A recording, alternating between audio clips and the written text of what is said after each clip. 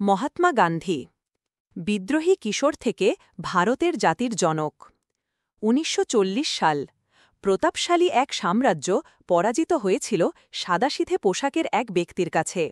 তিনি মোহনদাস করমচাঁদ গান্ধী, যিনি মহাত্মা গান্ধী হিসেবেই বেশি পরিচিত, যার অর্থ হচ্ছে মহান আত্মা। সেই সময় ভারত ছিল ব্রিটিশ শাসনের অধীনে। পৃথিবীর অনেকগুলো দেশ তখন ব্রিটিশদের উপনিবেশিক শাসনের অধীনে ছিল।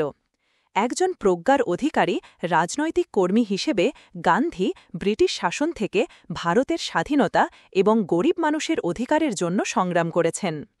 তার অহিংস বিক্ষোভের উদাহরণ আজকের দিনে এখনও বিশ্বজুড়ে সমাদৃত।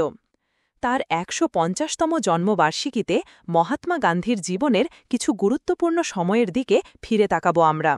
অভিজাত পরিমণ্ডলে ১৮৬৯ সালের ২রা অক্টোবর ভারতের উত্তর পশ্চিমাঞ্চলীয় রাজকীয় প্রাদেশিক এলাকা পোরবন্দরে মোহনদাস করমচাঁদ গান্ধীর জন্ম। তার অভিজাত পারিবারিক ঐতিহ্য রয়েছে। তার বাবা ছিলেন প্রাদেশিক মুখ্যমন্ত্রী। তার মা ছিলেন একজন অত্যন্ত ধার্মিক মহিলা, যিনি পুত্রের মধ্যে দৃঢ় হিন্দু নৈতিকতার সঞ্চার করেছিলেন।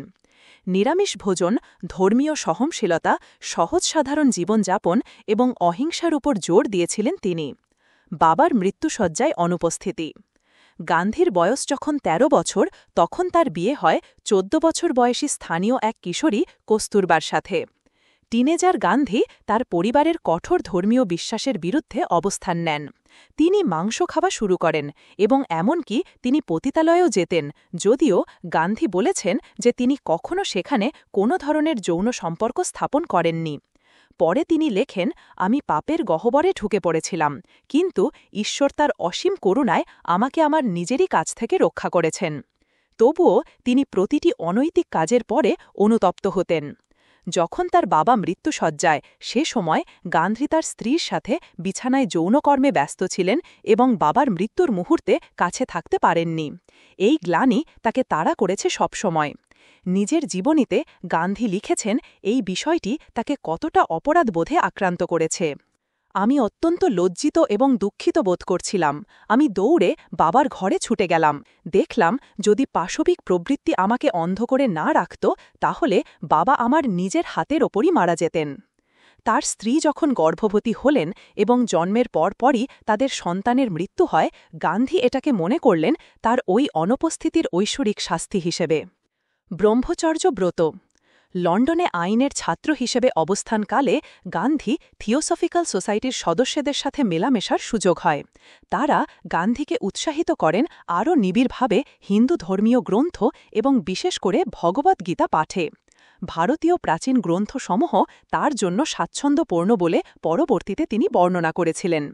হিন্দু ধর্মের প্রতি তার ভক্তি বেড়ে যায় এবং তিনি আরও গভীরভাবে অন্যান্য ধর্ম পাঠ করতে মনোযোগ দিলেন। বিশেষ করে জেসাসের সারমন অন দ্য মাউন্ট দ্বারা প্রভাবিত হয়েছিলেন তিনি লিও টলস্টয়ের দ্বারাও দারুণভাবে প্রভাবিত হয়েছিলেন। এইসব অভিজ্ঞতা তাকে তার শৈশবের প্রথাগত হিন্দু রীতিনীতিতে ফিরে যেতে সহায়তা করেছিল, যার মধ্যে ছিল নিরামিষ ভোজন, মদ্যপানে অনাসক্তি এবং যৌন সংসর্গ ত্যাগ।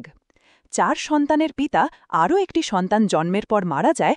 গান্ধী পরে ব্রহ্মচর্য ব্রজ গ্রহণ করেন এবং পরিধান করতে শুরু করেন ঐতিহ্যবাহী ধুতি, যাকে তিনি বলতেন তার শোকের পোশাক। নিজের ব্রহ্মচর্য যাচাইয়ের জন্য গান্ধী একটি বিতর্কিত পরীক্ষা চালাতে গিয়ে নাতনি মানো গান্ধী এবং অন্য নারীদের তার সঙ্গে একই বিছানায় ঘুমাতে বললেন, যেখানে তিনি নগ্ন হয়ে ঘুমাতেন। তার উদ্দেশ্য ছিল এটা পরীক্ষা করা যে তিনি তার যৌন আকাঙ্ক্ষাকে সম্পূর্ণ জয় করতে পেরেছেন কিনা। জীবনীকার রমাচন্দ্র গুহা এমনটাই লিখেছেন। যদিও সেই সব নারীদের সঙ্গে তিনি কোনো ধরনের যৌন সম্পর্ক স্থাপন করেছেন বলে জানা যায় না এবং পরীক্ষাটি মাত্র ২ সপ্তাহ স্থায়ী হয়েছিল, তবে এটি ব্যাপক সমালোচনার জন্ম দিয়েছিল। দক্ষিণ আফ্রিকায় নিপীড়নের বিরুদ্ধে লড়াই। লন্ডন থেকে গ্র্যাজুয়েশন সম্পন্ন করার পরে গান্ধী ভারতে ফিরে আসেন একজন আইনজীবী হিসেবে কাজ করার জন্য। প্রথম মামলাতেই তিনি হেরে গেলেন এবং ব্রিটিশ একজন কর্মকর্তার কার্যালয় থেকে তাকে বের করে দেয়া হয়। অপমানিত গান্ধী এ সময় দক্ষিণ আফ্রিকায় একটি কাজের প্রস্তাব গ্রহণ করেন এবং ১৮৯৩ সালের এপ্রিল মাসে আফ্রিকার উদ্দেশ্যে ভারত ছাড়েন। পরবর্তী ২১ বছর তার সেখানেই কাটে। দক্ষিণ আফ্রিকাতে অবস্থানের সময় ট্রেনের প্রথম শ্রেণীর কামরা থেকে তাকে বের করে দেয়া হয়, যার একমাত্র কারণ ছিল তার গায়ের রং।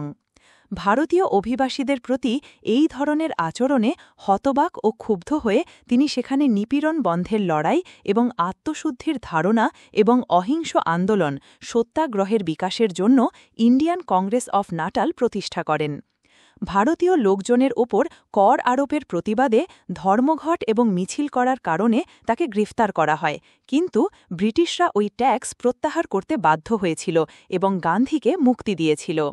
তার এই বিজয় অর্জনের খবর ইংল্যান্ডে ছড়িয়ে পড়ে এবং গান্ধী একজন আন্তর্জাতিক ব্যক্তিত্ব হিসেবে পরিচিত হতে শুরু করেন। রাষ্ট্রদ্রোহের অভিযোগে গান্ধী ভারতে ফিরে এলেন এবং শিখদের তীর্থস্থান অমৃতসরে এক গণহত্যার ঘটনাকে কেন্দ্র করে ভারতের স্বাধীনতার আন্দোলন শুরু করলেন। অমৃতসরে বিক্ষোভে ব্রিটিশদের গুলিতে প্রায় ৪০০ মানুষ প্রাণ হারায় আর আহত হয় ১৩০০। তার অহিংস আন্দোলন বিক্ষোভের ডাক সব শ্রেণী এবং ধর্মের মানুষের দ্বারা সাদরে সমাদৃত হয়েছিল। তিনি ব্রিটিশ শাসকদের সাথে অসহযোগিতার ডাক দেন, যার সাথে সাথে ব্রিটিশ পণ্য বর্জনেরও কর্মসূচি ছিল। এর জবাবে ব্রিটিশ কর্তৃপক্ষ গান্ধীকে রাষ্ট্রদ্রোহের অভিযোগে গ্রেফতার করে এবং ২ বছরের জন্য তাকে কারান্তরীণ করা হল। বিতর্কিত রাষ্ট্রদ্রোহ আইনটি এর আগে ১৮৭০ সালে ব্রিটিশ সরকার কর্তৃক প্রবর্তন করা হয় ঔপনিবেশিক বিরোধী আন্দোলন দমনের লক্ষ্যে।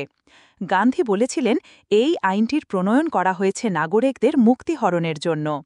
আইনটি এখনও ভারতের পেনাল কোডের অন্তর্ভুক্ত আছে এবং বিভিন্ন সরকারের দ্বারা শিক্ষার্থী, সাংবাদিক, বুদ্ধিজীবী, সামাজিক মানবাধিকার কর্মী এবং সরকারের সমালোচকদের বিরুদ্ধে আইনটি ব্যবহৃত হয়ে আসছে।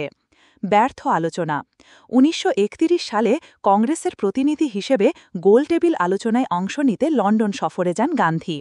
তিনি ঐতিহ্যবাহী ভারতীয় পোশাক পরে তিনি দৃঢ় ব্যক্তিত্ব তুলে ধরেন, কিন্তু আলোচনাটি ৬২ বছর বয়সী গান্ধীর জন্য ব্যর্থ হয়েছিল।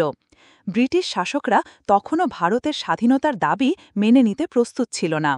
অনেক মুসলিম, শিখ এবং অন্যান্য প্রতিনিধিরা গান্ধীর ঐক্যবদ্ধ ভারতবর্ষের আদর্শের সমর্থন করতে পারছিলেন না এবং তারা বিশ্বাস করতেন না যে গান্ধী সমস্ত ভারতীয়র জন্য কথা বলছেন। এই ঘটনার পর গান্ধী কংগ্রেস পার্টি এবং রাজনীতি থেকে এক পা সরে গেলেন, কিন্তু তিনি দলিত সম্প্রদায়ের, যাদেরকে সমাজে মনে করা হতো অচ্ছুত শ্রেণীর, সামাজিক মর্যাদা প্রতিষ্ঠার জন্য আন্দোলন অব্যাহত রাখলেন। এরপরও সাধারণ মানুষকে তার একত্রিত করার ক্ষমতা এবং অবিচল ও শান্তিপূর্ণ দৃষ্টিভঙ্গিতে তার ছোট ছোট বিরোধিতা ধীরে ধীরে ব্রিটিশ কর্তৃপক্ষকে আলোচনায় আসতে বাধ্য করেছিল। প্রতাপশালী এক সাম্রাজ্যের পতন। দ্বিতীয় বিশ্বযুদ্ধ ব্রিটিশ সাম্রাজ্যের নিয়ন্ত্রণকে দুর্বল করে দেওয়ার সাথে সাথে গান্ধীর আন্দোলনের লক্ষ্যগুলো বাস্তব হয়ে ওঠে। ১৯৪৭ সালে তার প্রিয়তম দেশে স্বাধীনতা আসে, কিন্তু তার যে আশা ছিল, অর্থাৎ হিন্দু এবং মুসলিম সম্প্রদায় একটি রাষ্ট্রে একত্রে বাস করতে পারবে, সেই আশা শশায় মিলিয়ে গেল যখন দেশটি ২ ভাগে বিভক্ত হয়ে গেল, ভারত আর পাকিস্তান। এই বিভাজন তৈরি করল আরও বেশি হিংসতা। যে সমস্ত মুসলমানরা ভারতে থাকতে আগ্রহী, তাদের নিরাপত্তা সহায়তার জন্য গান্ধী দিল্লি ফিরে গেলেন এবং মুসলমানদের অধিকারের জন্য অনশন শুরু করলেন। স্বাধীনতার ৬ মাসেরও কম সময় পরে একটি প্রার্থনা সভায় যোগ দেওয়ার উদ্দেশ্যে রওনা হয়েছিলেন গান্ধী। এমন সময় নাথুরাম গডসে নামে এক কট্টর হিন্দু ধর্মানুসারীর ছোড়া গুলিতে বিদ্ধ হন তিনি। মুসলিম সম্প্রদায় এবং পাকিস্তানের প্রতি তার বন্ধুত্বপূর্ণ মনোভাবের কারণে ওই হামলাকারী ক্ষুব্ধ ছিল। শান্তির জন্য বিশ্বজুড়ে সুবিদিত এক ব্যক্তিত্বের প্রয়াণে সারা বিশ্ব থেকে মানুষ সমবেত হন শোক প্রকাশের জন্য। গান্ধী ধর্ম, বর্ণ এবং শ্রেণী বিভক্তিহীন এক ভারতের স্বপ্নই দেখেছিলেন, যা তিনি কখনো বাস্তবে দেখে যেতে পারেননি। গ্রন্থনা অধ্যক্ষ মহসিন আলী আঙুর, সম্পাদক ও প্রকাশক মুজিবনগর খবর.com, মেহেরপুর।